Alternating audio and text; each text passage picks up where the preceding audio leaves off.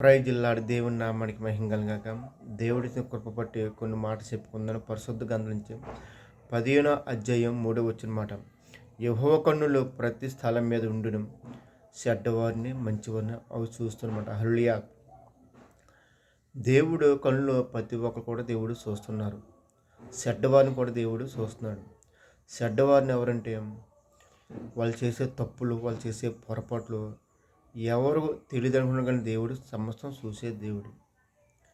వాళ్ళు ఏం చేస్తారో, వాళ్ళు ఎలా ఉన్నారో, ఏ విధంగా ఉన్నారో, వాళ్ళ నడకేంటో, వాళ్ళ పడకేంటో, వాళ్ళ ఆలోచన ఏంటో ఎవరితో మాట్లాడుతున్న దేవుడు చూస్తున్నాడు.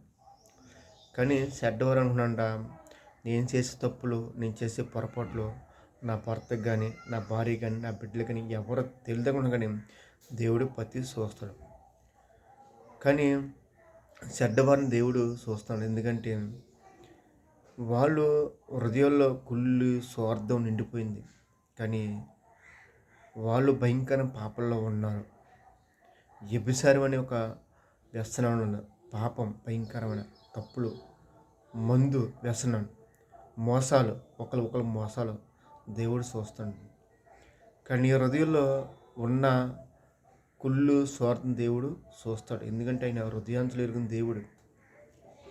కానీ చెడ్డవారు ఎవరు చూడరు కదా అనుకుంటారు. కానీ 4 గదులు చేసిన తప్పులు కూడా దేవుడు చూస్తాడు.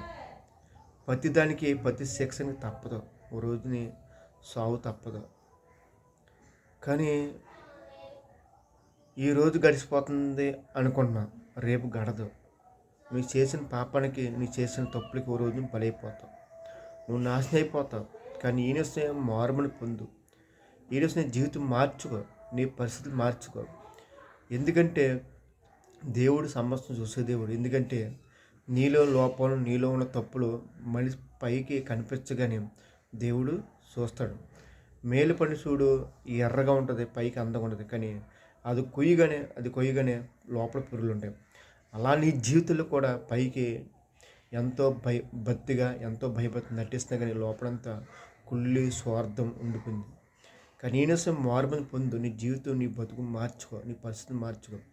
ఎందుకంటే దేవుడు సమస్తం చూసే దేవుడు. ఆయన ఎవరిని విడిచిపెట్టే దేవుడు కాదు. సంసోను దేవుడి మాట వెళ్ళలేదు. తన సబుద్దు ఆధార చేసుకుంటే తన ఇష్టానుసారంగా ఉంటూ వేసేతో ఉన్నాడు. కానీ దేవుడు విడిచిపెట్టాడు. దేవుడు ప్రతి ఒక్కరు కూడా విడిచిపెట్టాడు. కానీ దేవుడు ప్రతి ఒక్కరు కూడా ఓ రోజు మరణం ఉంది. కానీ ఈయనసే మార్పు పొంది జీవితం మార్చు. అలాగే మంచివారు దేవుడు చూస్తున్నాడు.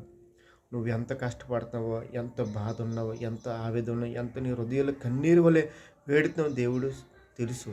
ఎందుకంటే ఆయన సమస్తం చూసే దేవుడు.